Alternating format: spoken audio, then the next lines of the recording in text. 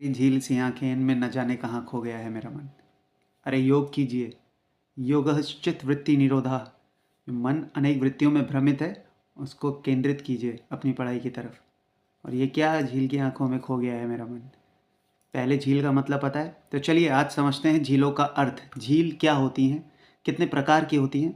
मैं हूँ प्रतीक रिखाड़ी, आप देख रहे हैं परिवर्तन चक्र 24/7 क्लासेस। झील होती क्या है एक्चुअली में? हम बातें तो बहुत सारी करते हैं कि ये झील, झील जैसी आंखें, ये वो, लेकिन झील एक्चुअली में है क्या? तो देखिए सबसे पहले समझते हैं झील क्या है।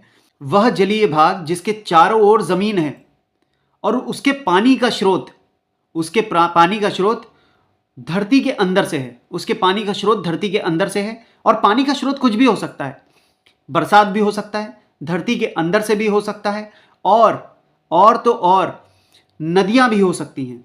तो नदियां भी हैं उसके पानी का स्रोत, धरती के अंदर से भी उसका पानी का स्रोत है, और बरसात भी उसके पानी का स्रोत है। उसको हम बोलते हैं झील। अब झील और तालाब में क्या अंतर है? झीलें होती हैं तालाब से बड़ी, और जो तालाब हैं उसके मुख्य स्रोत क्या होता है? बरसात। तो बरसात जिसके मुख्य स्रोत है, और निश्चित रूप से बरसात नहीं तो पानी सूख भी जाता है। इसीलिए झीलों का पानी आपने देखा होगा कम सूखता है। लेकिन तालाब का पानी का स्रोत ना होने की वजह से, धरती के अंदर से ना होने की वजह से, या नदियों का ना होने की वजह से तालाब सूख जाते हैं। तो ये था, सबसे पहले हमने समझा झीलें क्या है। अब हम आगे बढ़ते हैं और समझते हैं झीलों के प्रकार क्या क्या हैं और क्या क्या है झीलें, कौन कौन सी झीलें मुख्य रूप से एग्जाम में पूछी जाती हैं, यह हमें पता होनी जरूरी है। जैसे मीठे पानी की झील, लेगून झील, खारे पानी की झील, गोखुर झील, हिमनदीय झील, कृत्रिम झील। ये सब झीलें क्या हैं एक्चुअली में? इनके नाम तो बहुत सारे हैं, लेकिन ये होते पर्टिकुलरली एक एक को स्पेसिफिकली उठाकर हम समझेंगे कि होती क्या है। तो सबसे पहले मैप स्टडी करते हुए समझेंगे। सबसे पहले देखेंगे मैप के माध्यम से कि कौन कौन सी प्रमुख झीलें हैं, कौन कौन सी मुख्य झीलें हैं जिनको हमें याद करना बहुत ज़रूरी है, और जो कुछ ना कुछ विशेषताएं लिए बैठी हुई हैं। सबसे पहले अगर मैं बात करूं, सबसे ज़्यादा मीठे पानी की सबसे बड़ी झील कौन सी है? अगर वो पूछता है ये बताइए कि भारत में मीठे पानी की सबसे बड़ी झील कौन सी, तो आप कहेंगे जम्मू एंड कश्मीर की कौन सी? वुलर झील। जम्मू एंड कश्मीर की कौन सी झील? वुलर झील।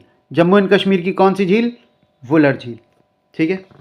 इसके बाद अब नेक्स्ट पूछता है, कहता है बताओ भारत में खारे पानी की सबसे बड़ी झील कौन सी, तो आप कहेंगे ओडिशा की चिल्का झील। ओडिशा की चिल्का झील। ठीक है। उसके बाद अब नेक्स्ट वो पूछता है और बोलता है बताइए, ये तो आपने बता दिया कि भारत में खारे पानी की सबसे बड़ी झील चिल्का झील है। अब बताओ भारत की खारे पानी की सबसे बड़ी अंतर्देशीय झील कौन सी है, मतलब इनलैंड झील कौन सी है, मतलब अंतः स्थलीय झील कौन सी है? तो ये है राजस्थान की सांभर झील। राजस्थान की सांभर झील। तो मैंने अभी क्या बताया, अगर वो पूछता है मीठे पानी की सबसे बड़ी झील तो वुलर झील, अगर वो पूछे खारे पानी की सबसे बड़ी झील तो चिल्का झील, अगर वो ये पूछ ले कि बताइए सबसे बड़ी खारे पानी की अंतर्देशीय झील कौन सी है, मतलब इनलैंड झील कौन सी है, मतलब अंतःस्थलीय झील कौन सी है, तो आप कहेंगे सांभर झील। अंतःस्थलीय देखिए ये चारों तरफ से, यहाँ पे पाकिस्तान है, ठीक है, यहाँ पे आपका मध्य प्रदेश हो गया, अब इधर आपका गुजरात हो गया, चारों तरफ से लॉक्ड है, तो ये इनलैंड है, चारों तरफ से लैंड से घिरी है। बाकी जो खारी झीलें हैं वो एक्चुअली में लेगून झील होती हैं। जब हम लेगून झील पढ़ेंगे तो उसका मतलब समझेंगे, समुद्र से आने वाला पानी उनको खारा करता है। अब वो ये पूछता है बताइए सबसे ज्यादा खारी झील कौन सी है, मतलब सर्वाधिक खारी झील कौन सी है, तो ये भी सांभर झील है। अगर वो पूछे सबसे ज्यादा खारी झील कौन सी है तो सांभर झील, मतलब इसमें लवण पदार्थ होते हैं, लवणीय पदार्थ मतलब नमक होता है, नमकीन होती है, ये खारी होती है सबसे ज्यादा, सांभर झील। आपसे ये पूछेगा बताइए सबसे ज्यादा सर्वाधिक खारी झील कौन सी, तो आप कहेंगे सांभर झील। अब अगर वो ये पूछ ले बताओ भारत में खारे पानी की सबसे बड़ी झील कौन सी, तो आप कहेंगे चिल्का झील। अब वो ये पूछ ले भारत में मीठे पानी की सबसे बड़ी झील कौन सी, तो वुलर झील। ये क्या है? तमिलनाडु। ये क्या है? तमिलनाडु। और ये क्या है? आंध्र प्रदेश। यह है एपी, आंध्र प्रदेश। इन दोनों की सीमा पर एक झील है जिसका नाम है पुलिकट झील।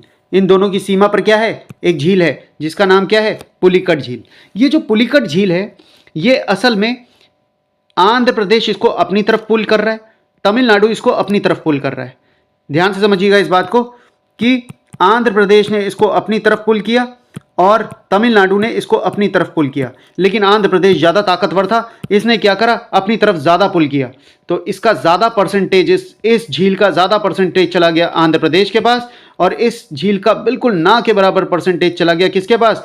तमिलनाडु के पास, और इसका नाम हो गया पुलिकट झील। ये सिर्फ एक कहानी के तौर पर आपको याद करा रहा हूँ। एक्चुअली में ऐसी कोई कहानी नहीं है, ऐसा कुछ नहीं है, बस नॉर्मली आपको याद करा रहा हूँ कि पुलिकट झील क्या है। पुलिकट झील जिसका कुछ भाग आपका आता है तमिलनाडु में और अधिकतम भाग आता है आंध्र प्रदेश में। तो इन दोनों की सीमा पर बनी हुई कौन सी झील है? पुलिकट झील। अब ओडिशा की एक ये चिल्का झील जो आप देख रहे हैं ओडिशा की, इसको हम लोग बोलते हैं लेगून झील। लेगून झील क्या बोलते हैं? लेगून झील। सिक्किम में पड़ने वाली झील, ये देखिए आप, ये जो एरो देख रहे हैं ये सिक्किम से उठा है। तो सिक्किम में पड़ने वाली एक झील है जिसका नाम है चोलामियू झील। इस झील की विशेषता ये है, चोलामियू झील की विशेषता ये है कि भारत की सबसे ऊंचाई पर स्थित झील है। भारत की सबसे ऊंचाई पर जो झील है उसका नाम है चोलामियू झील। और ये चोलामियू झील कहाँ पड़ती है? सिक्किम में। ये चोलामियू झील कहाँ पड़ती है? सिक्किम में। तो एक बार फिर से देखते हैं, तमिलनाडु और आंध्र प्रदेश की सीमा पर कौन सी? पुलिकट झील। तमिलनाडु और आंध्र प्रदेश की सीमा पर पुलिकट झील। आंध्र प्रदेश ने ज़्यादा पुल किया, इसलिए आंध्र प्रदेश के पास ज़्यादा हिस्सा रहा पुलिकट का और कम हिस्सा रहा तमिलनाडु के पास। इसके बाद हम आते हैं ओडिशा पे। ओडिशा पे कौन सी झील? चिल्का झील। सबसे ज़्यादा बड़ी कौन सी खारे पानी की झील है ये? उसके बाद सिक्किम की चोलामियू झील, सबसे ऊंचाई पर जो झील है, सबसे ऊंचाई पर जो झील है वो कौन सी है? सिक्किम की चोलामियू झील। अब बोलता है सबसे बड़ी कृत्रिम झील कौन सी है? कृत्रिम झील सबसे बड़ी कौन सी है? तो कहता है ये जो उत्तर प्रदेश के सोनभद्र, उत्तर प्रदेश में एक जगह है सोनभद्र, उस सोनभद्र पर रिहंद नदी पर एक बांध बना है। रिहंद नदी पर एक बांध बना है, उसके कारण ये निर्मित हुई है कौन सी झील?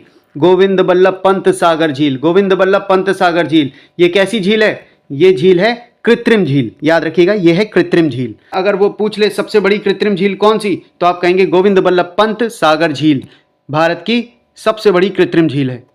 अब एक आती है लोकटक झील। ये आप जो देख पा रहे होंगे लोकटक झील, ये निकली है यहाँ से। ये देखिए ये कहाँ पर है? मणिपुर में।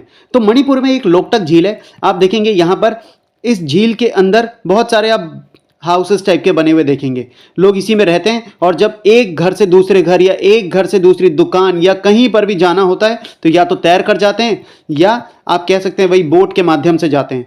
तो ये जो झील है इसको हम बोलते हैं लोकटक झील। ये कहाँ पर है? मणिपुर में।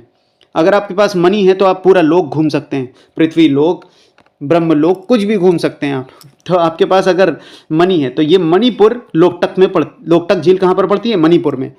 अब इसकी एक विशेष बात यह है जो प्रश्न एग्जाम में पूछा जाता है वो ये है कि इस झील के मध्य किबुल लामजाऊ है। किबुल लामजाऊ क्या है? तैरता हुआ अभयारण्य। तो एकमात्र तैरता हुआ अभयारण्य भारत में कहाँ पर है? ये है किबुल लामजाऊ में। किबुल लामजाऊ के नाम से कहाँ पर है? लोकटक झील में बसा है। तो लोकटक झील के अंदर क्या है? एक प्रमुख बात, इसकी मुख्य विशेषता क्या है कि यहाँ पर एक तैरता हुआ अभयारण्य है जिसका नाम है किबुल लामजाऊ। तो चलिए सबसे पहले समझते हैं कि फ्रेश वाटर लेक क्या होती है। फ्रेश वाटर लेक क्या है? ये फ्रेश वाटर लेक, तो कहता है फ्रेश वाटर लेक क्या है? जो भी फ्रेश वाटर लेक का मतलब है कि मीठे पानी की जो झील की हम बात कर रहे हैं, इसका पानी एक्चुअली में मीठा नहीं है, लेकिन ये बारिश का पानी या पीने योग्य पानी जो होता है, जो फ्रेश वाटर होता है, उसी को हम लोग मीठे पानी की झील कहते हैं। अब हम समझते हैं salt water lake. Salt water lake मतलब खारे पानी की झील। खारे पानी की झील क्या होती है? जो लवणीय झील होती है या जिस झील के पानी में नमक की मात्रा बहुत अधिक हो, तो इसको हम खारे पानी की झील कहते हैं, सॉल्ट वाटर लेक। ठीक है। अब जैसे सांभर झील है, ये सांभर झील है। आप इसमें देखेंगे कि ये सांभर झील के अंदर ये जो चारों तरफ इसका एरिया है ना, ये कम है, तो इसमें लवणता बहुत ज़्यादा पाई जाती है, इसीलिए ये भारत की सर्वाधिक सबसे ज़्यादा खारे पानी की झील है। सबसे ज़्यादा खारा पानी यहाँ पाया जाता है। तो सर्वाधिक खारा पानी अगर पूछेगा तो कौन सी झील में? सांभर झील में। कौन सी झील में? सांभर झील में। ठीक है। आर्टिफिशियल लेक या कृत्रिम झील क्या होती है? जो भी झील मानव द्वारा निर्मित हो, मानव द्वारा निर्मित, जो भी झील मानव द्वारा निर्मित हो उसको आर्टिफिशियल लेक या कृत्रिम झील कहते हैं। मानव द्वारा निर्मित मतलब जो प्राकृतिक रूप से ना बनी हो, जो भी झील प्राकृतिक रूप से नहीं बनी है, मानव द्वारा निर्मित है, उसको हम कृत्रिम झील कहते हैं। तो जैसे कि आप चित्र में देख पा रहे होंगे, लेगून झील का एक चित्र बना हुआ है। क्या होती है लेगून झील? देखिए ये जो लेगून झील है ना, एक्चुअली में ये इसके अंदर ये जो पानी आप देख रहे हैं, ये डेफिनेट है कि ये खारा होगा। तो इतना तो समझ में आया कि जो ये लेगून झील है, ये खारे पानी, इसमें डेफिनेटली खारा पानी होगा। क्यों? क्योंकि समुद्र से डायरेक्ट यहाँ पे आ रहा है और समुद्र का पानी खारा होता है।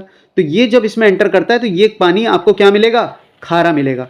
तो लेगून झील डेफिनेट है कि ये खारे पानी की झील होगी, लेकिन खारे पानी की झील लेगून झील हर कोई नहीं होती, ये बात ध्यान दीजिएगा। तो लेगून झील जो है ये खारे पानी की झील है, लेकिन सभी खारे पानी की झील जो होंगी जैसे सांबर झील, वो लेगून झील नहीं होंगी। ये हमें एक एक पॉइंट समझना है बहुत अच्छे से। क्या होता है कि ये जो समुद्र का पानी यहाँ से एंटर कर रहा है, ये जो समुद्र का पानी यहाँ से एंटर कर रहा है, तो ये यहाँ पे क्या करता है, यहाँ पे जो गर्त है इसमें ये भरना शुरू हो जाता है, और भरते भरते अपने साथ जो अवसाद ला रहा है, अपने साथ जो धूल मिट्टी या कूड़ा करकट लेकर आ रहा है, उससे ये इस क्षेत्र में एक ब्लॉकेज कर देता है। ब्लॉकेज करने के बाद जब यहाँ से पानी वापस फिर ना जाके यहाँ से धीरे धीरे हल्का हल्का बस स्रोत आता रहता है, और इस झील का काम होता रहता है, चलता रहता है। ये झील सदैव लंबे समय तक आपकी जीवित रहती है।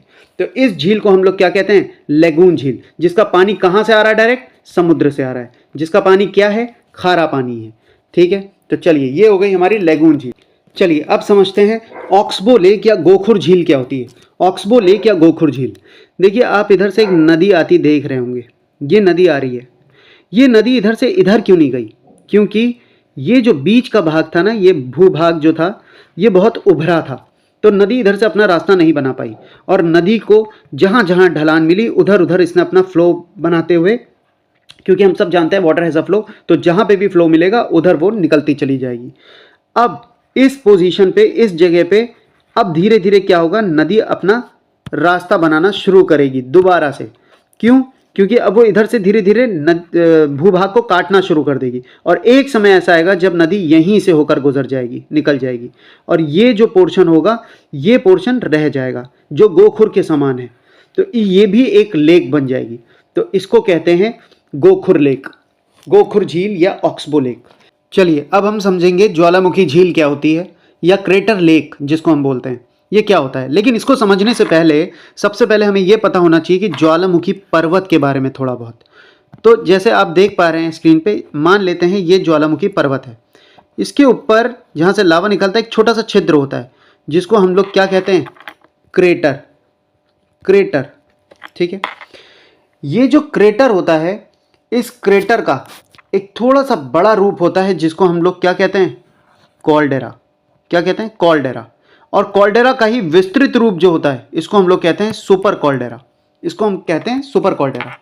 इसी सुपर कॉल्डेरा के जहाँ से आप देख पा रहे हैं ये लाइन जो आप देख पा रहे हैं, ये लाइन है, इसमें आप देखेंगे छोटे छोटे डॉट्स टाइप के जहाँ पे मैं बना रहा हूँ, ये कहलाती है ज्वालामुखी नली, ये कहलाती है ज्वालामुखी नली। और ये जो साइड में जो लाइनें बनी हुई हैं, ये साइड में लाइनें, ये लाइन कहलाती है ज्वालामुखी शंकु। क्या कहलाती हैं, ज्वालामुखी शंकु, ज्वालामुखी शंकु। तो ये जो ज्वालामुखी शंकु आप देख रहे हैं ये होते हैं ठंडे। तो जब लावा निकलता है इसके बाहर से बहुत तेज़ी से, तो यहाँ पे एक छिद्र बन जाता है। ये जैसे कि आप इसमें फोटोज़ में देख पा रहे होंगे, ये एक छिद्र बन गया है। इसी में आकर बरसात का पानी भरता है और एक लेक तैयार होती है जिसको हम लोग कहते हैं ज्वालामुखी झील या क्रेटर लेक। तो उम्मीद करता हूँ कि क्रेटर लेक आपको समझ में आ गया होगा। अब देखते हैं ग्लेशियल लेक या हिमनदीय झील किसको कहते हैं, ग्लेशियल लेक या हिमनदीय झील। देखिए जब हिमानियाँ जो होती है ना, हिमानियाँ मतलब बर्फ़ की नदी या बमक या ग्लेशियर जिसको बोलते हैं, तो जब हिमानियाँ भूमि पर अपर्दन के कारण, अपर्दन मतलब इरोजन, जब भूमि पे इरोजन, इरोजन मतलब कटाव, तो जब भूमि पे यही ग्लेशियर क्या करते हैं, कटाव कर देते हैं भूमि पे, भू क्षेत्र में क्या करते हैं, कटाव कर देते हैं, मतलब काट देते हैं भूमि को, तो क्या होता है, एक गड्ढा बन जाता है। अब ये गड्ढा क्या होता है, इसी पर ग्लेशियर बार बार पिघलता है और पिघल पिघल कर इस पे पानी भर देता है। इसको कहते हैं हिमनदीय झील या ग्लेशियर लेक। जैसे कि आप यहाँ चित्र में देख पा रहे होंगे, ये पिघलेगा और यहाँ पर पानी इकट्ठा कर देगा जहाँ पे इसने गर्त बनाया था, तो इसी को क्या कहते हैं, हिमनदीय झील। ठीक है, और इस चित्र में भी आप देख पा रहे होंगे, ये जगह जगह इसने ग्लेशियर ने पिघल कर यहाँ पर क्या बना दिया है, ग्लेशियर लेक बना दी है, मतलब हिमनदीय झील बना दी है। तो ये थी हिमनदीय झील। यहाँ पर इस टॉपिक को हम करते हैं समाप्त, और मैं नेक्स्ट पार्ट में इसके ज़रूर जितनी भी लेक्स हैं हमारी वो सब कवर करूँगा नेक्स्ट वीडियो में। ये था पार्ट 1 जिसमें मुझे ये बताना बहुत ज़रूरी था कि हिमनदीय झील, ग्लेशियल झील, लेगून झील, अन्य जितनी भी झीलें हैं वो क्या होती हैं, ये बताना बहुत ज़रूरी था, इसीलिए मैंने इस पार्ट को कवर करा है। नेक्स्ट वीडियो में जल्दी मिलते हैं और कवर करेंगे जो जो इम्पोर्टेंट पार्ट हैं, और तब तक आप लोग बने रहिए। Thank you so much.